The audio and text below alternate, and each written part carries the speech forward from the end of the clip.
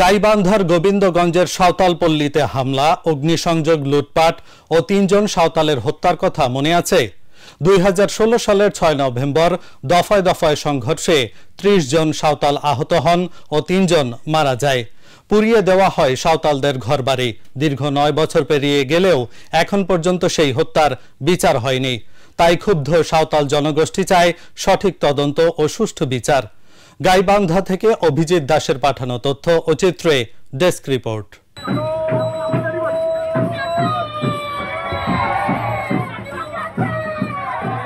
গাইবান্ধা জেলার গোবিন্দগঞ্জ উপজেলায় ২০১৬ সালের ৬ নভেম্বর সাঁওতালদের জীবনে নেমে আসে কালো অধ্যায়।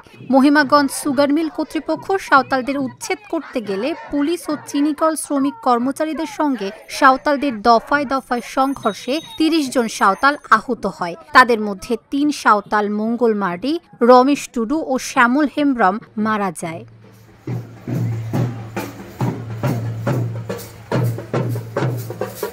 ওই ঘটনায় আহতরা উপযুক্ত চিকিৎসার অভাবে কেউ পঙ্গু হয়েছেন, কেউ গুলিবিদ্ধ হয়ে কর্মক্ষমতা হারিয়েছেন। তৎকালীন সরকারের পক্ষ থেকে আশ্বাসের বাণী শোনালেও তার কোনোটি বাস্তবায়ন হয়নি।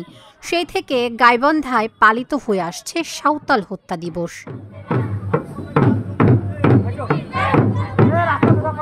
সাঁওতালপল্লীতে হামলা, অগ্নিসংযোগ, লুটপাট ও ৩ সাঁওতাল হত্যার নবম বার্ষিকী উপলক্ষে বৃহস্পতিবার দুপুরে গাইবান্ধা পাবলিক লাইব্রেরি প্রাঙ্গণে এক সমাবেশ হয়েছে। সমাবেশের শুরুতে সাঁওতাল আন্দোলনের শহীদদের প্রতি শ্রদ্ধা জানিয়ে ১ মিনিট নীরবতা পালন করা হয়। সমাবেশ শেষে অধিকার ও দাবি সংবলিত ব্যানার, ফেস্টুন নিয়ে বর্ণাঢ্য মিছিল সহ শহরের প্রধান প্রধান সড়ক প্রদক্ষিণ করে সাঁওতালরা।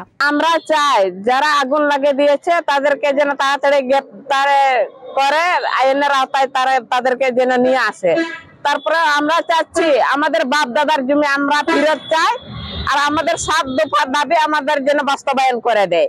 আদিবাসী বাঙালি সংহতি পরিষদ, সাহেবগঞ্জ বাগদা ফার্ম ভূমি উদ্ধার সংগ্রাম কমিটি, ALRD মানঝি পরিষদ যৌথভাবে এই কর্মসূচি পালন করে। দিন দুপুরে ৩ জন সাঁওতালকে খুন করা হয়েছে, অসংখ্য সাঁওতাল আহত হয়েছে। এটার কোনো বিচার অদ্যাবধি হয়নি।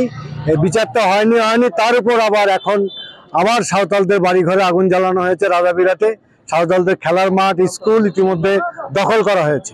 আমরা চাই এই সাঁওতাল জনজাতির উপর যে অত্যাচার চালাচ্ছে স্থানীয় ভূমিদস্যু সহ প্রশাসন, আমরা এটার থেকে সাঁওতাল জনজাতির উদ্ধার চাই এবং এখান থেকে আমরা সাঁওতাল জনজাতিকে মুক্ত করার জন্য আমরা আন্দোলন সংগ্রামে আছি।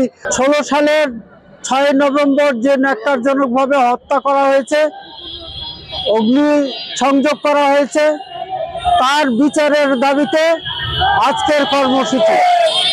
আমরা বলতে চাই আমরা আমাদের জমি ফেরত চাই। এই জমি রক্ত ভেজা জমি, এখানে ইপিজেড করতে দিব না এবং আমাদের যে ক্ষতিপূরণ অতি দ্রুত সেটি ফেরত চাই।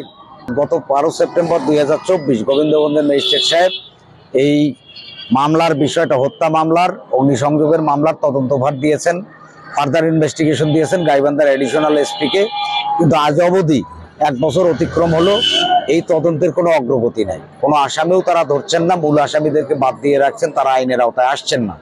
আমরা চাই এই মূল আসামি, তৎকালীন এমপি, তৎকালীন সুগার মিলের MD, OC, ইউনো সহ যে ১১ জন মূল আসামি, এই আসামি সহ অন্যান্য আসামিদেরকে আইনের আওতায় আনতে হবে, চার্জশিটভুক্ত করতে হবে, বিচারের মুখোমুখি করতে হবে। এই হত্যাকাণ্ডের পর থমাস হেমব্রম বাদী হয়ে তৎকালীন সংসদ সদস্য আবুল কালাম আজাদ সহ ৩৩ জনকে আসামি করে একটি হত্যা মামলা করেন। কিন্তু বিচার হওয়ার পরিবর্তে সাবেক MP আবুল কালাম আজাদ, সাবেক উপজেলা চেয়ারম্যান শাকিল ইসলাম বুলবুল সহ অন্যান্য আসামিদের কেউই গ্রেফতার হয়নি, বললেন আদিবাসী ফোরামের নেতা। ৩ জনকে হত্যা করা হয়েছিল, তাদের বিচার এখনো সম্পন্ন হয় নাই। তো সেই দাবিতে এখনো আন্দোলন চলছে এবং এই আশায় যে এই ভূমির অধিকার তারা ফিরে পাবে, এই অধিকার তাদের আইনসঙ্গত, ন্যায়সঙ্গত। অতএব এই অধিকার কেউ ছিনিয়ে নিতে পারে না, এই অধিকার প্রতিষ্ঠিত হতেই হবে। এই আশ্বাস তারা সরকারের কাছে, অন্তর্বর্তী সরকারের কাছে চেয়েছে এবং আমি আশা করতে চাই যে অন্তর্বর্তী সরকার এটা বিবেচনায় নেবেন এবং তাদের এই অধিকার যাতে প্রতিষ্ঠিত হয় তার জন্য প্রয়োজনীয় ব্যবস্থা তারা গ্রহণ করবেন। সাঁওতাল হত্যার বিচার ও আসামিদের শাস্তি নিশ্চিত, কৃষক সাঁওতাল বাঙালিদের সেচ সুবিধার জন্য বিদ্যুৎ সংযোগ, সমতলের আদিবাসীদের ভূমি সংকট নিরসনে পৃথক ও স্বাধীন ভূমি কমিশন গঠন সহ 7 দফা বাস্তবায়নের দাবি সাঁওতালদের। Dhaka journal, news desk.